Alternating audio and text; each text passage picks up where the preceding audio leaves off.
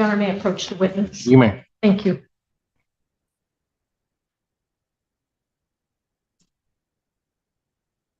I am showing you two pictures.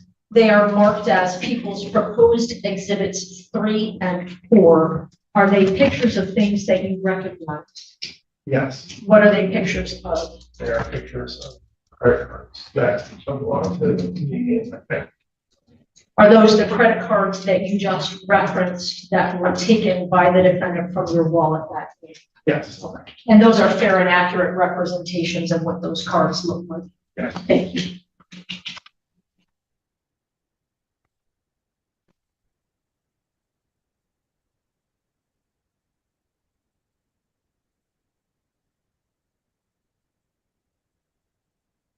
May I approach again, Your Honor? You may. Thank you.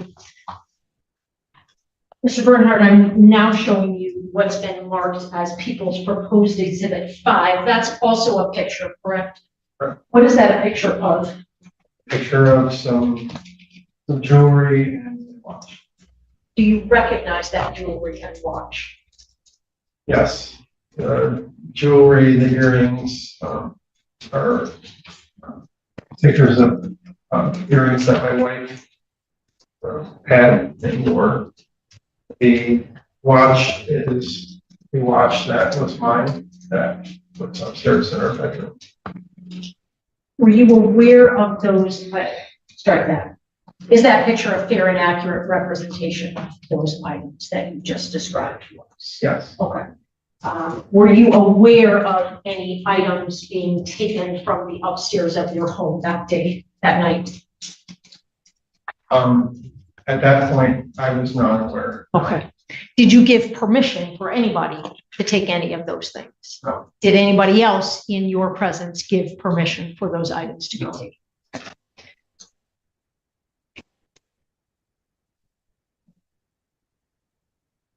What happens after the defendant has taken your credit cards, has your phone, and makes $6,000 worth of a financial transfer? So there was a couple of things that happened during that. One of which, going back to the response that I made as far as how we responded during that time, there was something that I said trying to answer a question or trying to de-escalate, where I must have said something that was wrong or that made someone upset, but the first violent act was I was hit the forehead right on my eyebrow with what I believe was the butt of a weapon. Who did that to you? I believe it was Ms. Benson. And I'm sorry, when in that process did that take place? At some point when you were sort of... That was kind of early on. The one thing about this whole night is I kept thinking to myself, why are they still here? The amount of time that they spent in our home seemed like a very long time for somebody just coming in, to take their daughter. And I kept thinking, why are they here? So this felt like a very long time.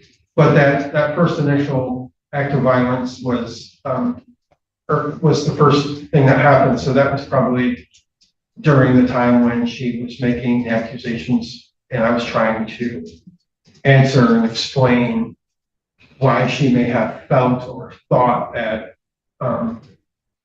we were keeping her daughter from believing in God, which was completely not true. And I was trying to explain that. And at that point, I was struck in the face. It broke my glasses, and it hurt really, really bad. It's everywhere. In the prosecutor's breath, the defendant's twitch, the jury's eyes. Fear testifies louder than anyone. You can't cross-examine it. You can only hope it tells the truth. Then, and then, some time passed, and, it was, after, I believe it was after, the conversation about the money, again, I must have said something that, was a trigger or made her upset. But, I was shot in the chest, and on the left side of the chest, and because I was seated, I think, and I'm not a forensics expert or anything, but I think because of the angle where I was seated, probably helped save my life. And so I was shot. The angle kind of went in my chest, and bounced off a few ribs. 3 ribs were broken. My spleen was damaged. And I remember feeling, it actually, I remember feeling the bullet inside. I don't know anything about bullets, but I know bullets, when they hit, they're made to kind of fracture and kind of do more damage. And I could feel that literally, where it felt like fireworks were going off on the inside of me. And I still have bullet fragments in my back that I could feel. So that was the first shot. And amazingly enough, that didn't, I was still able to sit there.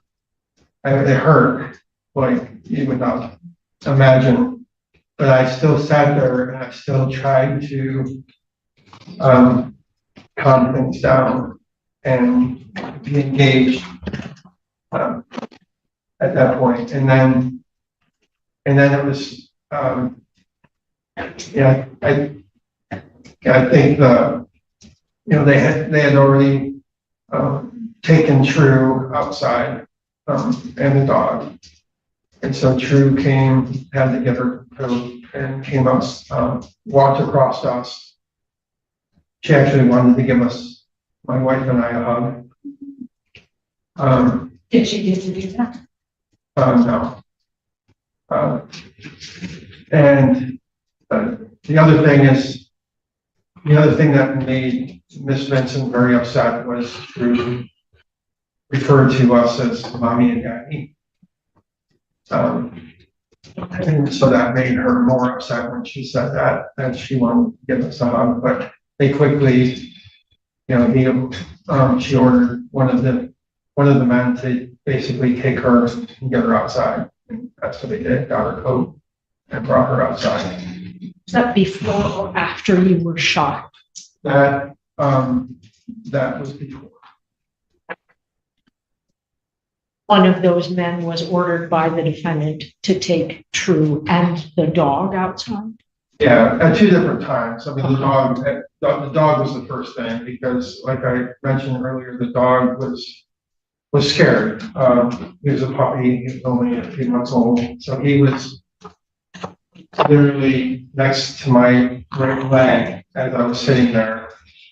And I was trying to console the dog, because I was thinking if the dog made any noise or growled or seemed vicious at all or barked, that they would just shoot the dog in front of the girls.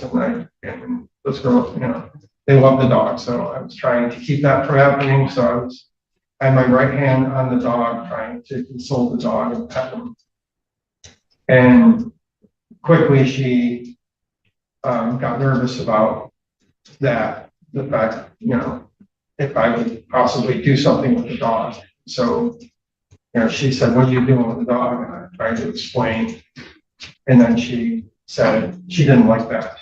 So then she ordered one of the men to come and get the dog.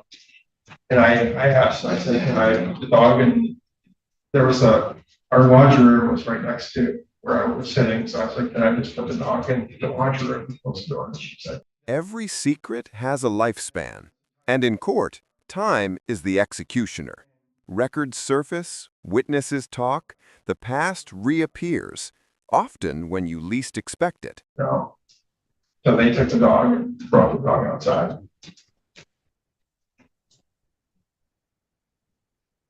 Who shot you? Who shot him? Who shot you? Oh, who shot me? Miss Vincent. You've told us that True was taken outside before that, and the dog. What about Libby?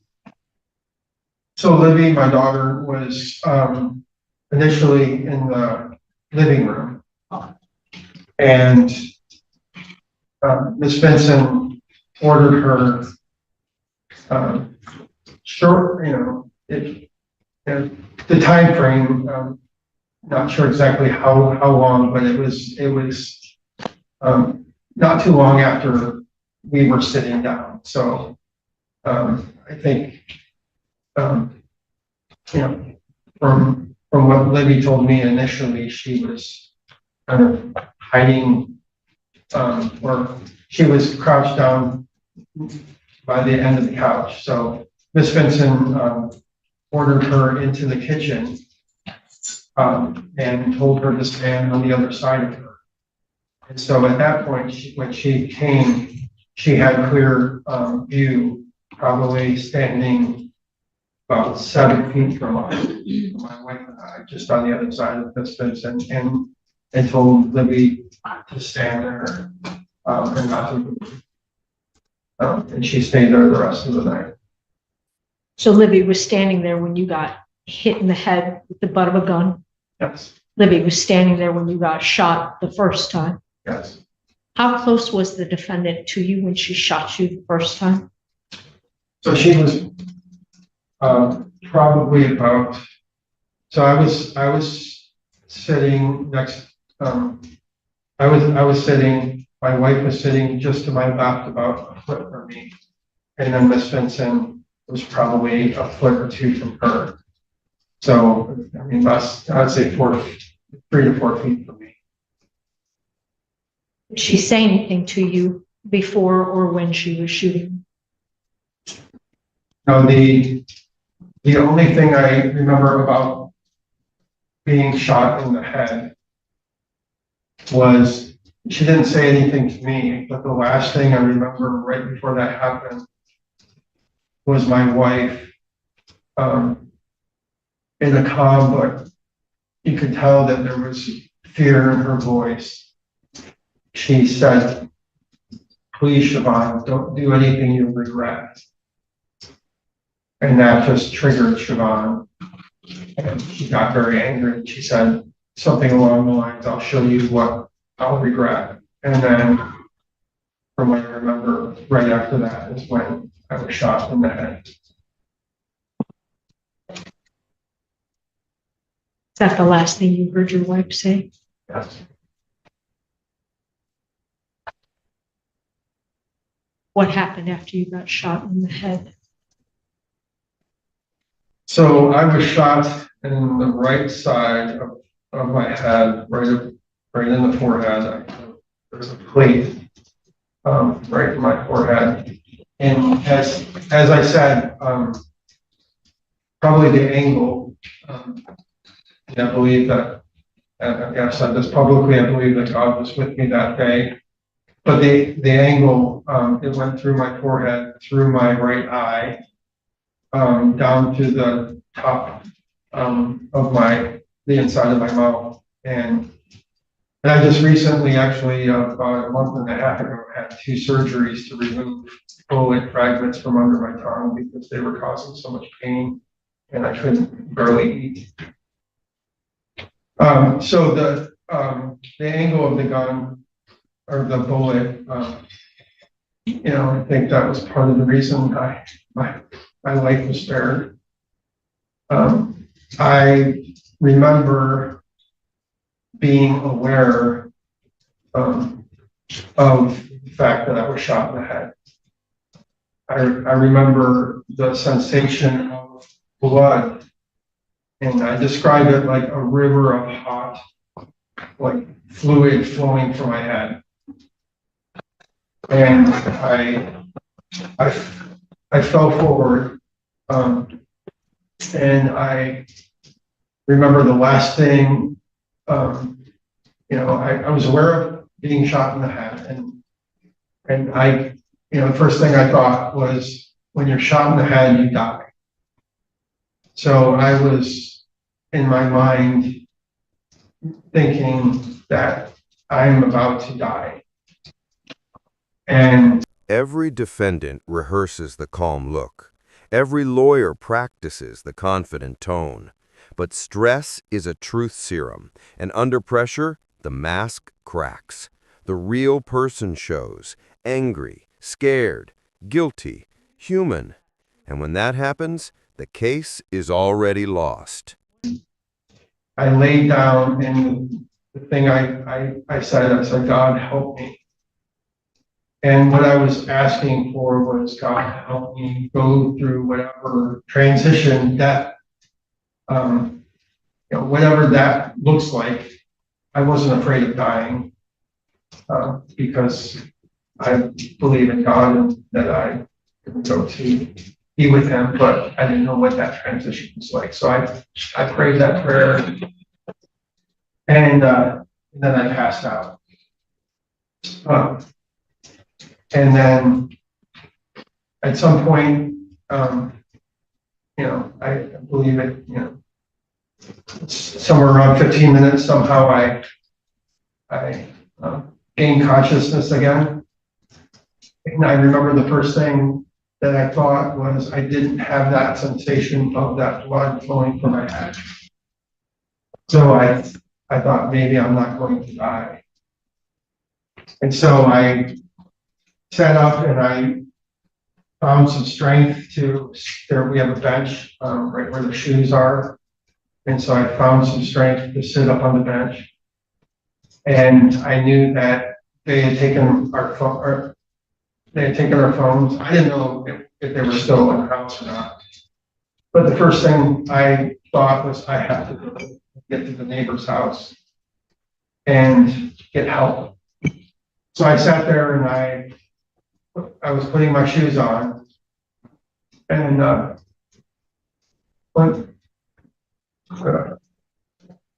thing,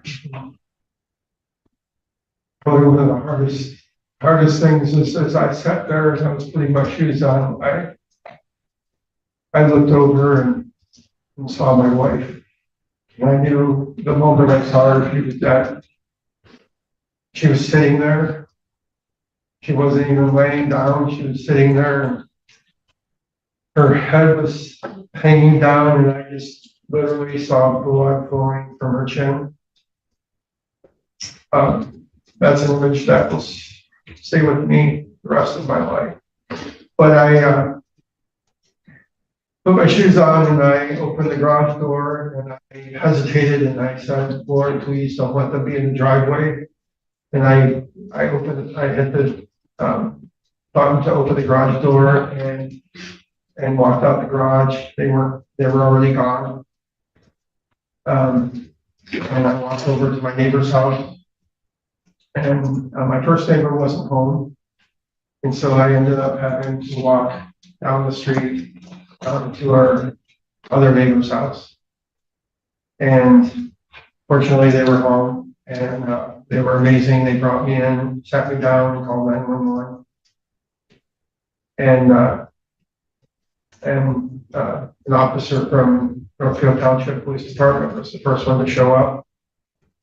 And he was amazing. All the officers of both Northfield and the county sheriff's office have been amazing through this. But he took some information about. He was asking my neighbor some questions as well. Obviously, I was sitting there bleeding and hurt, but I was still conscious. I was still able to answer questions. And I remember after him asking my name, like who was in the house and things like that. I remember him saying, he said, okay, and he put his arm on my shoulder to come kind of comfort me, and he said, okay, I'm not gonna ask you any more questions. And we were still waiting for the ambulance to show up, and I remember saying, that's okay, if there's anything you need, I remember what happened. And he said, do you remember who did this to you? And I said, yes. And I gave him Miss Vincent's name and even spelled it for him. And then the ambulance came and took me to the hospital.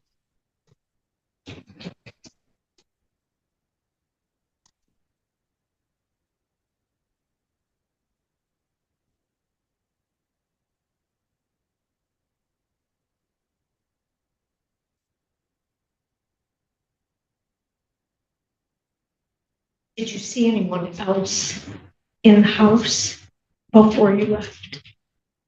No. No, just your wife as you described. Yeah. Okay. So Libby was not there anymore as far as you could see. No.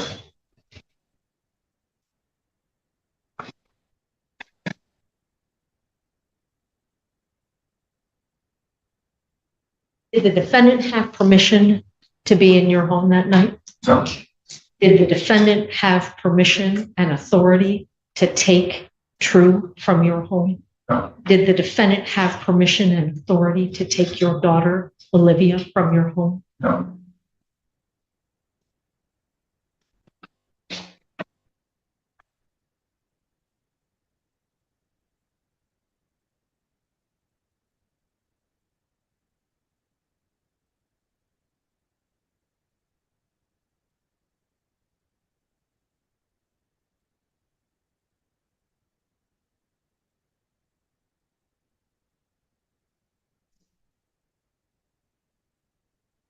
Evidence doesn't disappear. It just waits for the right question.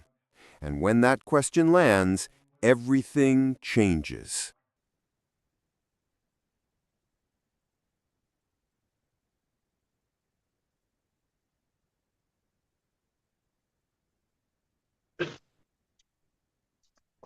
And for clarification, the dog was not there either.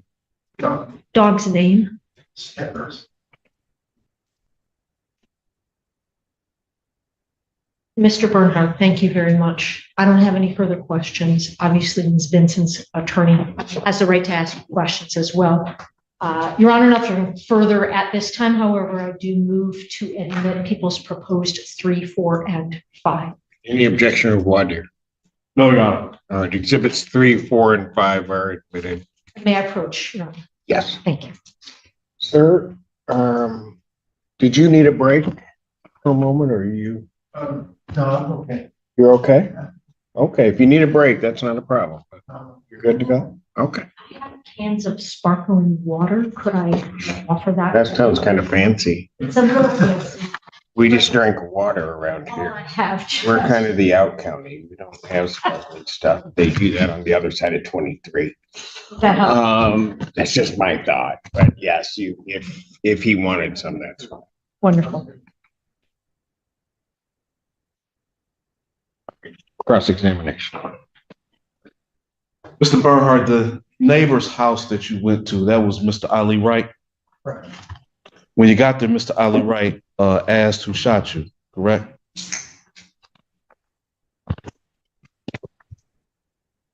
He asked me. Yep. I do not recall that. Okay. You don't recall him asking.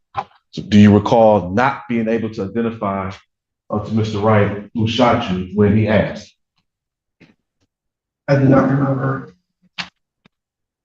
that conversation. No.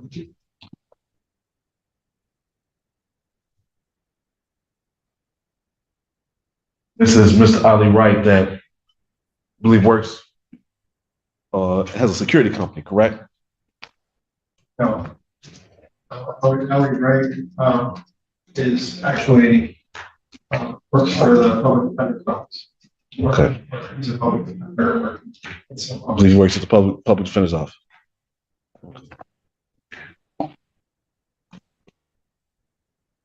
Secondly, you weren't at the front door when these individuals came in, correct?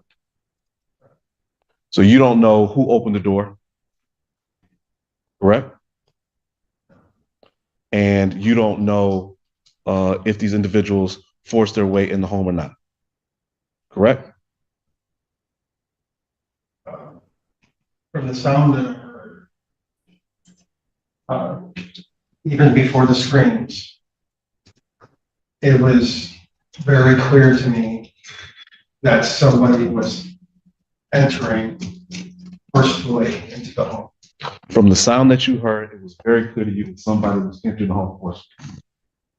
Do you remember being interviewed by the police and telling the police that you were unsure if they forced entry to the home or if the door was left open? Well, So that's not my question. My question to you is, do you remember telling the police that or not? I Okay, so you don't remember if Mr. Ali Wright asked you who shot you in your house. And you don't remember telling the police you're unsure if the individuals forced their way into the home or not. Is that correct? Saw some photographs of some jewelry that was, I presume, to be upstairs in a bedroom. Ms. Vincent never went upstairs, correct? correct. That I'll say this. I did not see her go upstairs. However, I was unconscious, so I don't know where she went, where she didn't go in the house after that. Okay, that's fair. Now, you were made aware of some complaints that Ms. Vincent had regarding her daughter, correct? Correct. You testified that one of the complaints was her daughter not being allowed to believe in God. Where you also told Ms. Vincent was making complaints about her daughter being physically and sexually abused at your house. I did not become aware of the details of those complaints until after this event. Okay, but you were aware of those complaints when the prosecutor asked you about the threats that were made and what you were told from the family court, correct? You repeat that? When the prosecutor asked you about the complaints and threats that were made in family court, and you told her about Ms. Vincent's complaint about True not being allowed to believe in God, you remember that? You were aware of the accusation of physical and sexual abuse then, right? When you just testified here for the government. So I was not aware of any details of any sort of accusations of abuse that we were towards us, towards her daughter. If my testimony is this. Well, sir, we'll figure out what your testimony is. My question to you is, just less than an hour ago, when you were asked about the complaints made regarding the care of True Vincent, did you or did you not know that Siobhan had made complaints about physical or sexual abuse? I did not know. No, not in depth, no. Sexual abuse, absolutely not. I didn't know that was a complaint. Okay. You didn't know, or you didn't know in depth?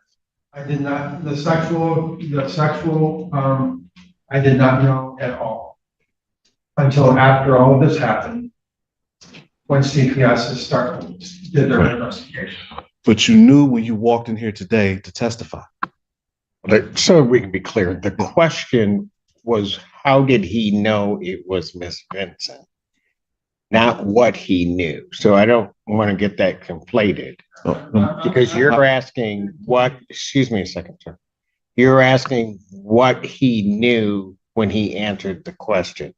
The court's understanding of the question was not what he knew in its entirety, but what he knew that he could identify the person as being Miss Vincent.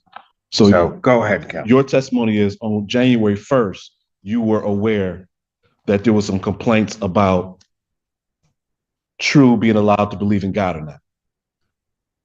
The two main complaints that I was aware of. And the only two things that Miss Vincent discussed with us that night was us being referred to as mommy and daddy. That was talked about in family court and addressed by Judge Miller. And more recently, which was her last visit, virtual visit with Drew, was when she misunderstood that and made a complaint about us not believing in God. Now, the night of the shooting, Miss Vincent never mentioned anything about sexual abuse or physical abuse. No, stop. That's twice. I warned counsel. Counsel warned you. She can step off. You can take her. Because I'm not having it. Judge, can we approach? Yes, you may.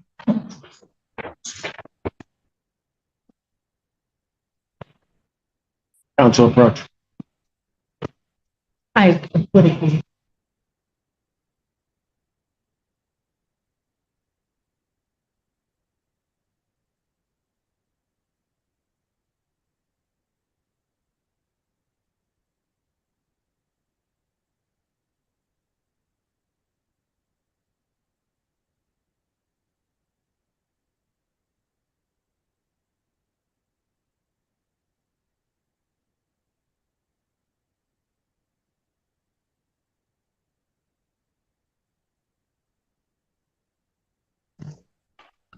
What we're going to do is court is going to stand in recess for about 15, and we can get counsel back there to talk to his client. All right.